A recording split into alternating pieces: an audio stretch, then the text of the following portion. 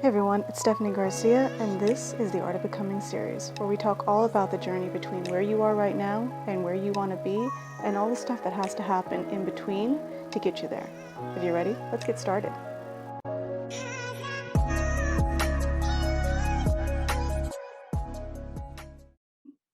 Hey everyone, how y'all doing?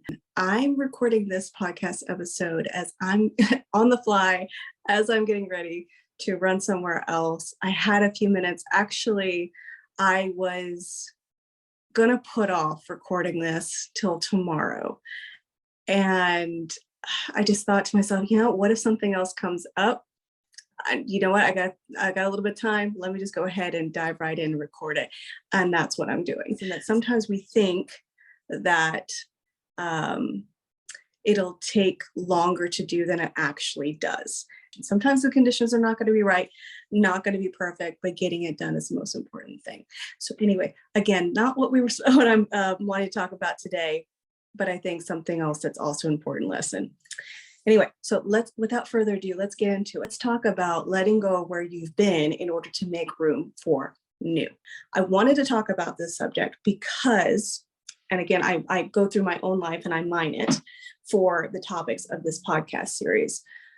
What I noticed is, and I've done this a lot in the past, and I will probably continue to do this, and I have to constantly remind myself on this, but even if the next is better, we still hesitate. We still hold back. We still hold on to the old instead of taking bold steps forward towards the new. So there's many different ways that this can play out in your life. But for this podcast episode, let's talk about it from a place, for example, of, let's say you have a job and you're wanting to move from the job that you've been doing or the type of work you've been doing to another type of work or another job that is a better fit, that maybe is a little bit more challenging, that'll grow you a little bit more. But for some reason, you can't seem to leave that current type of work. You're hesitating to make the shift, or you're attempting to make the shift, but everything that you're applying for, nothing's really biting. Another example could be you're wanting to make changes to your friend group. You want to surround yourself with more inspiring people you can have more inspiring conversations with, but you resist putting yourself out there. You resist going to different meetups, and you keep attracting the same type of people. You keep finding yourself having the same types of conversations, right? You're still feeling the same way. The same can be said about, let's say, wanting to sell your home and move to another town. It could be the same thing when it comes to dating, et cetera, et cetera. Again, this can show up in many different spaces in your life. Wherever it's showing up in your life, the point is that you're holding on to where you are and where you've been and what you have instead of taking big, bold steps into a possible future. And I think that there's two reasons why we hesitate here. The first is a fear of the unknown. You're coming from a place of, I have this, I know this, I don't have that, I don't know that, and I'm not even sure that I could have that. It's unfamiliar, it's unknown, and it feels unsafe. So fear of the unknown is the first reason why I believe that we hesitate and we hold on to where we are and what we have.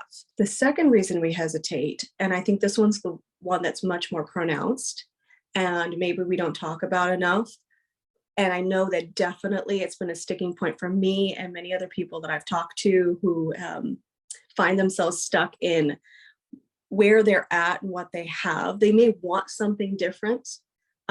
They may absolutely hate where they're at, but for whatever reason, they keep getting stuck here. They keep staying in that space. They can't seem to attract something more, or they're trying really hard, and for some reason, they keep getting the same thing over and over and over again.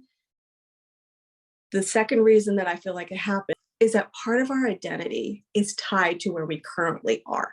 Not only is it all we've ever known, it's also all we've ever known ourselves to be up until this point. To leave the old is to shed an old version of yourself. Even if you don't like where you're at, even if you don't want it anymore, there is still a part of you that will struggle to purge yourself of it. But to stay here, to stay with the story of what you know, is to reinforce where you're at. And do you want that? That is the question to ask yourself. That is the first step, awareness. The second step is to start identifying more and more with where you're going, with who you want to be, and less with where you're at and who you've been. Because what got you here? will not get you to where you're wanting to go. Where you're going is going to ask different things of you. It's going to require you to think differently, to act differently, to choose differently. Ask yourself, does where you are right now represent who you want to be? Does what you're calling in, what you're moving towards, represent more of who you want to become? If the answer to the second question is yes, take more action in that direction.